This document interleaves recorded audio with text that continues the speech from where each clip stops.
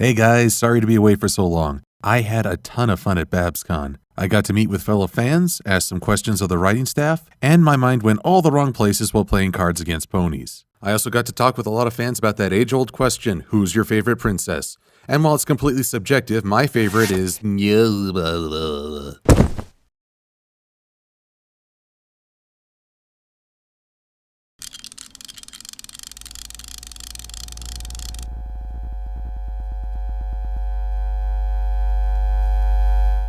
Dude, not cool. Well, you were asked on who you think is best princess. So if we're going to try to understand what you think, well, might as well dive a little deeper into your self-conscience.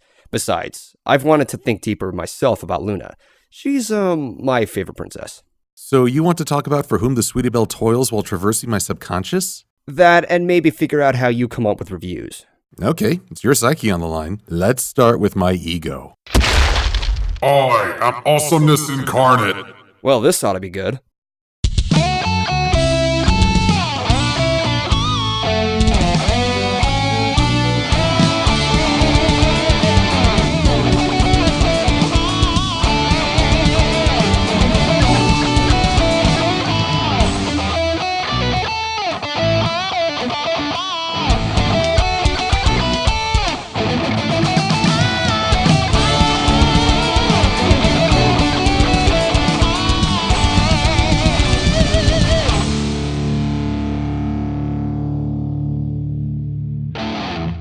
This episode begins when Rarity's in the works of a new fashion design for Sapphire Shores, who we haven't seen much of since Season 1. Meanwhile, Sweetie Belle asks for help with a set of dresses that she's made for on behalf of an act she was in the process of. Although Rarity has a plate full of things to do, she improvises. Rarity and Sweetie Belle aren't really my favorite characters, yet they are the stars of my favorite episode, Sisterhood Social. So there's gonna be some tough comparisons here. Right off the bat, this opening feels more exposition heavy than normal. It's the classic struggle of show, don't tell. How much info does the audience really need, and how can the writers present it?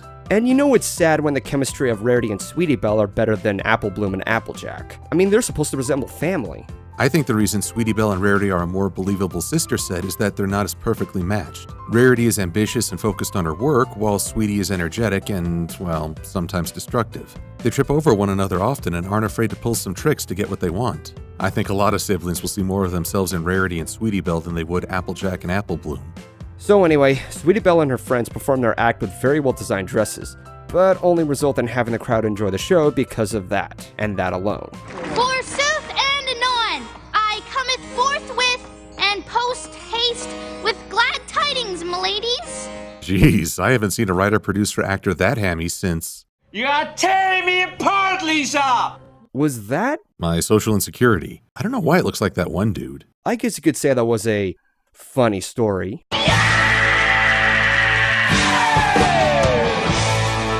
Oh, is that what I sound like? This doesn't seem to please Sweetie Belle considering how much effort she invested in the act herself. Because of this, she feels jealous of Rarity for stealing the spotlight.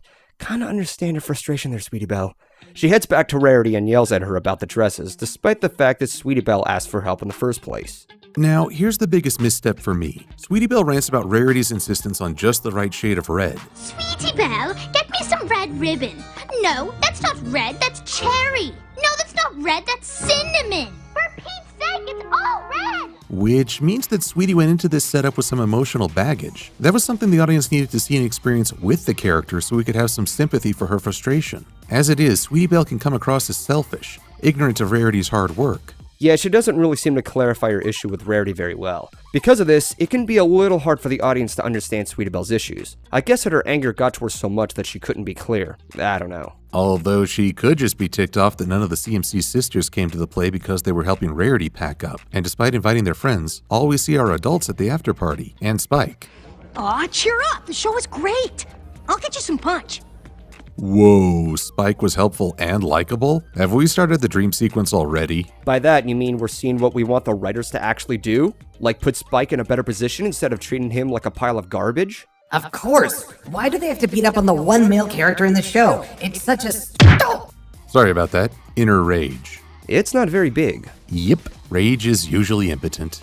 So, proceeding with the rest of the episode. Because Sweetie Belle isn't very happy about everything, she sneaks into Rarity's room overnight while sleeping and attempts to sabotage her career by partially undoing the headdress. This kinda leads me to the second problem. The episode almost villainizes her character here. I get that Sweetie is in a position where she'd be so upset that she'd do something this notorious, but it's almost difficult for us to connect with her given that she's upset about everything, especially considering that she wasn't very clear with Rarity. Stealing the spotlight like you always do.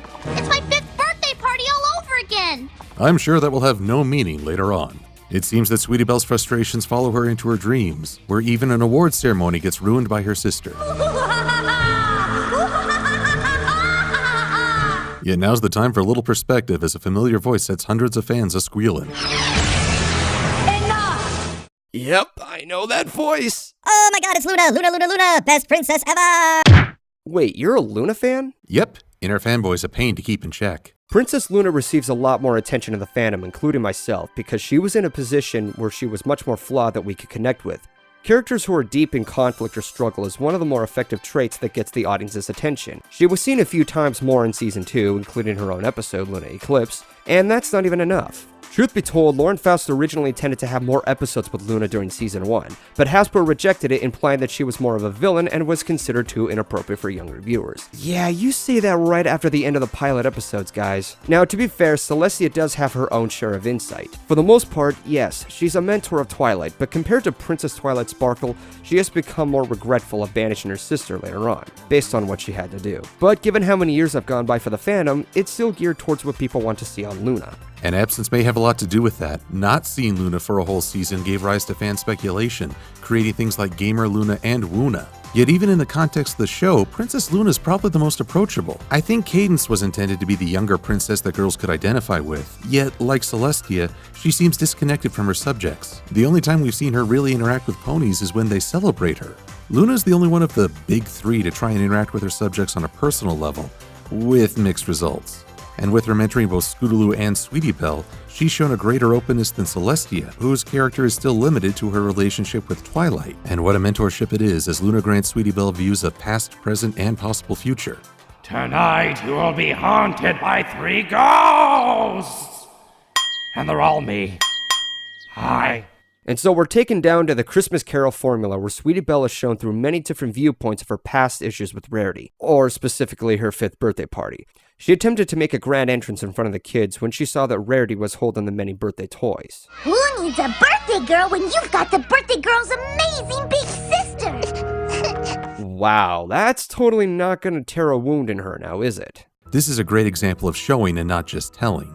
That bit at the beginning was a nice tease for something more important. Sometimes I think people want all the information up front, which isn't a good idea in storytelling. Now, there is some question as to how Luna can show just what really happened while Sweetie Belle was preparing. Maybe Luna can read memories via dreams, or she just had a little time magic. Or she held on to that special potion that Twilight used. Oh no. Hey, what's this? Do not look in there. Ah! That is my questionable mentality. You've got issues. Yeah. In actuality, Rarity was trying to hold the kids from leaving the party given how bored they were. This is a nice compare and contrast scenario of how different viewpoints are established. Too bad we don't get something like that in reality. But ultimately, it shows younger viewers to understand different viewpoints and not think too much of themselves. So we're only about halfway through the episode, and it's already given the younger audience some nice food for thought with a very well presented style. Nice. Maybe I should bring back my inner fanboy and have... Did I mention that I'm a somnambulist?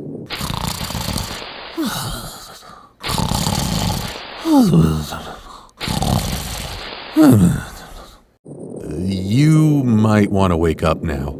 I can't wake up until we finish the review. Well, that's just silly. And the next phase of this little carol is a what-if scenario, where Sweetie Belle sees what will happen if Rarity's headdress falls apart. And we see the consequences of what her actions are, and I can definitely feel for her when she's trapped in the ground, having legs like a changeling. Hey, we've all said it before. It was nice to see Sweetie so upset about what she'd done. Just as in Sisterhood Social, the two may get mad at one another, yet give them enough time and their genuine feelings shine through. Now, here's something I wonder. Who is in the driver's seat as the scenario gets more and more nightmarish? I've seen fans criticize Luna for being monstrous and traumatizing Sweetie Belle with these images and not helping her wake up. Yet, I wonder if this isn't Sweetie Belle's own feelings taking hold and going crazy. It's up to fan speculation and a test of your inner fanboy. Princess Luna is completely blameless. Oh, it's okay because I'm not real. Luna is only providing what Sweetie Belle must do. The sequence here is definitely effective, showing how severe the repercussions are towards her actions. In other words, this is her tough love. Though that doesn't excuse the greatest trauma of all, inexplicable dolphins. What the? I don't know. Once Sweetie Belle is back in the waking world, she's too late to stop Rarity. So it's time for 3 underage foals to get on the train to Canterlot with no supervision. I swear Equestria needs child support services. And Earpiece Secret Service ponies are now canon. I find that incredibly insignificant. There's always those little things that can throw someone off. 5, 6, 7, 8, but bam! God damn it, why? Even in my dreams, why? It is the mystic power of leotards. I'm sorry, I just can't help myself sometimes. I gotta say, Sapphire Shore's got a ton of characterization in a very short time. She's shown as driven, demanding yet not spoiled, and trusting her instincts. Given that she only had an opening scene in a dog and pony show, I'm impressed by what they did with her character. So Sweetie Belle manages to get through a window, confiscate the box that holds the headdress, and thus we get a keep away chase sequence like we've always seen in the show. Yeah, you know what's coming. Roll the theme.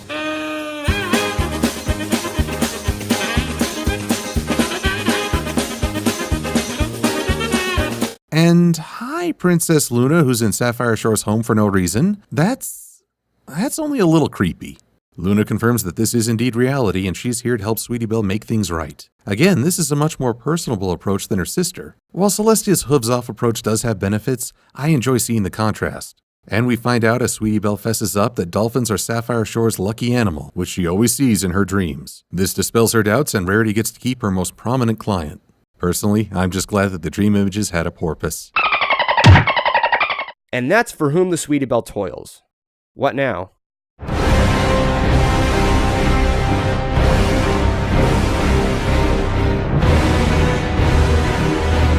I wish I could say this is the first time this has happened this week. Better sum things up.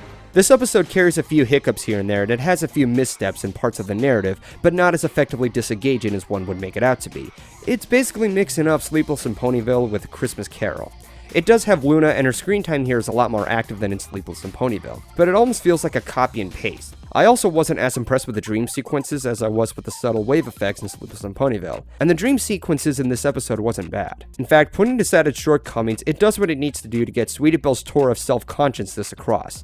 And all in all, I think it's a great episode. It's definitely become one of my favorite episodes this season, though that doesn't level up with Pinkie Pride or Princess Twilight Sparkle, as flawed of a premiere that was. But nonetheless, I love this episode. Oh, hey, do you still want to know the secret behind my reviews? We're about to die. Story of my life. Don't worry, it's real quick. See?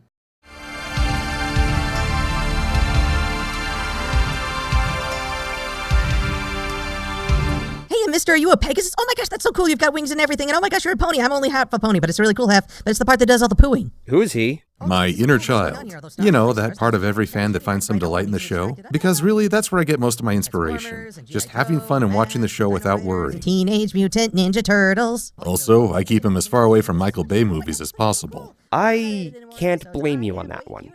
This episode is just the kind I enjoy. As the younger of two brothers, I really identify with Sweetie Belle's conflict. There's the desire to emulate someone you admire, yet forge your own identity at the same time. And in terms of fun, this episode had some great imagery, good jokes, and characterization for 2 second-tier ponies.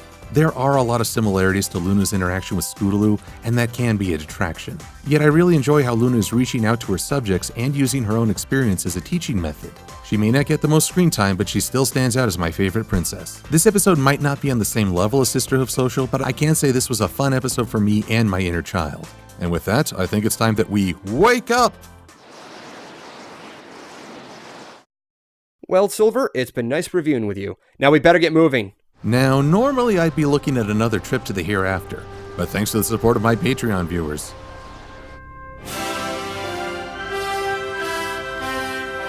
I have a flight animation!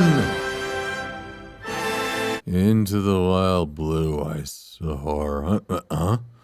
Oh, it was ending so well. Oh, keep it down, will you? Bloody bird brain.